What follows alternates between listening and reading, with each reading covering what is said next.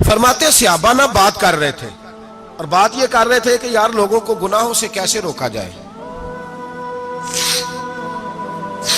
لوگوں کو گناہوں سے گفتگو صحابہ یہ کر رہے تھے۔ عبداللہ ابن عمر کہتے ہیں بیٹھے تھے اور یہ گفتگو کر رہے تھے کہ گناہوں سے پلاننگ جی ہوتی تھی، ان کی جو محفلیں ہوتی تھی نا بیٹھ کے، وہ خوش گپیاں نہیں ہوتی تھی بلکہ وہ تبلیغ کی، جد و جہد کی، لوگوں کو برائی سے منع کرنے کے لیے بیٹھتے تھے، اس پر منصوبہ بندی کرتے تھے، پلان کرتے تھے، آگے ترتیب دیتے تھے۔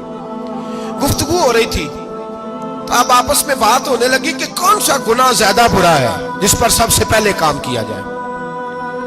تو دور ایک صحابی بیٹھے تھے، ان کا نام تھا عبداللہ ابن عمر، ایک عبداللہ بن عمر ہے اور ایک عبداللہ ابن عمر ہے۔ حضرت عبداللہ ابن عمر دور بیٹھے تھے، بڑے سمجھدار سیانے باریک بین آدمی تھے۔ تو حضرت عمر فاروق اپنے بیٹے سے کہنے لگے جا عبداللہ ابن عمر سے پوچھ کے آ کہ سب سے سخت گناہ کون سا ہے۔ توجہ ہے میرے بھائیوں، ادھر دیکھیے گا میری جانب، پوچھ کے آ کہ سخت گناہ کون سا ہے۔ عبداللہ بن عمر رضی اللہ تعالیٰ عنہ کی خدمت میں جب عبداللہ ابن عمر گئے تو جا کے کہنے لگے کہ صحابہ پوچھتے ہیں کہ آپ نے زیادہ وقت گزارا ہے نبی رحمت صلی اللہ علیہ وسلم کے پاس، تو بتلائیے برا گناہ کون سا ہے، سب سے سخت گناہ، تاکہ سب سے پہلے اس پر پابندی لگائی جائے، اس پر محنت کی جائے۔ تو حضرت عبداللہ ابن عمر کہنے لگے صحابہ کو جا کے بتا دو کہ سب سے برا گناہ شراب پینا ہے، سب سے برا گناہ، اور یہ ام الخبائث ہے، برائیوں کی جڑ ہے، گناہوں کی ماں ہے، یہ بنیاد ہے، باقی گناہ اسی سے شروع ہوتے ہیں۔ کہتے ہیں میں نے آ کے بتایا تو حضرت ابو بکر صدیق رضی اللہ تعالیٰ عنہ سیدنا فاروق اعظم کہنے لگے خود جاتے ہیں، ان کے پاس خود جاتے ہیں، چونکہ ہم نے بات سننی ہے ہم خود جاتے ہیں اور ان سے جا کر کے سوال کرتے ہیں کہ اگر آپ کو اس تفصیل کا پتہ ہے نا تو اس کے پیچھے بھی کوئی تفصیل ہوگی جو میرے نبی پاک نے بیان کی ہوگی صلی اللہ تعالی علیہ وسلم، اس تفصیل کا بھی آپ کو پتہ ہوگا جو نبی پاک نے بیان کی ہوگی، اس بات کے پیچھے جو بیک گراؤنڈ ہے، جو پس منظر ہے۔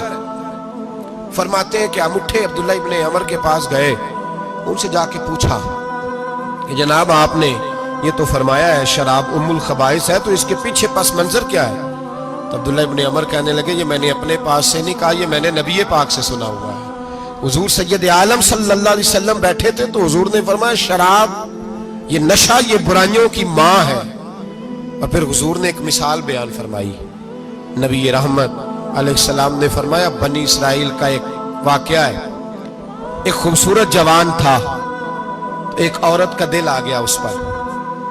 یہ یاد رکھ لیں، ہم لڑکوں کو منع کرتے رہتے ہیں لیکن ہمیں گھر کی بچیوں پر بھی توجہ دینی ہوگی، ہمیں ان کے فون پر بھی نگرانی کرنی ہوگی، ہمیں وہاں بھی غور کرنا ہوگا، اس لیے کہ اگر کوئی بچی گنجائش نہ دے تو میرا خیال ہے کہ لڑکا جرت کرنے کی طاقت نہیں رکھتا، تو وہاں بھی ان کی اماں سے کہے کہ پابندی لگائے، بچی کسی کا موبائل لے کر کے کہیں اس کو استعمال تو نہیں کر رہی، اس پودے پر بھی توجہ دے، درخت بننے سے پہلے اس کی بھی نگرانی کریں، یہ بھی بڑا ضروری کام ہے۔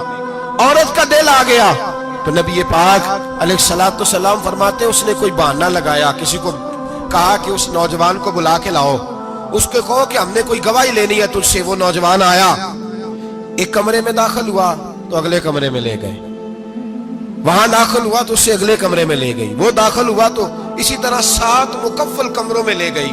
میرے کریم رسول میرے محبوب پاک علیہ السلام فرماتے صحابہ کو سمجھا رہے ہیں میٹھے لب و لہجے میں، فرماتے جب سب سے پچھلے کمرے میں لے گئی تو ایک لڑکا بندھا ہوا تھا وہاں رسیوں سے، شراب کا پیالہ پڑا ہوا تھا۔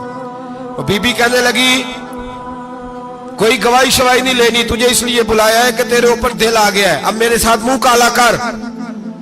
تو وہ جوان کہنے لگا نہیں، میں نے اپنے نفس کو پاک رکھا ہوا ہے، میری نظر بھی پاک ہے، دل بھی پاک ہے، اور اس کی برکت یہ ہے کہ رب نے میری روح کو بھی پاک رکھا ہوا ہے، تو میں یہ حرکت نہیں کر سکتا۔ پاک لوگ پلید کاموں کی جانب توجہ نہیں کرتے، میں یہ حرکت نہیں کر سکتا۔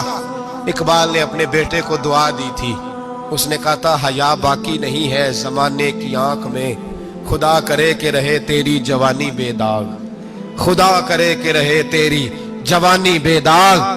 کہا میرے ساتھ منہ کالا کر، اس نے کہا میں نہیں کرتا۔ کہنے لگی چل پھر اس کو قتل کر، اس کو میں نے باندھا ہوا۔ اس نے کہا میں قتل کیوں کروں؟ मेरी क्या दुश्मनी है? कहा फिर शराब पियो। कहा मैं शराब भी नहीं पीता। तो कहने लगी अब तो मैंने तुझे अपने चुंगल में फांस लिया है, अब तू यहां से बच के जा नहीं सकता, और अगर तू बाहर जाएगा तो मैं शोर करूंगी, लोग जमा करूंगी, इसने मेरी इज्जत आबरू पे हाथ डाला है, तो तू बच तो नहीं सकता, एक काम तो करना पड़ेगा।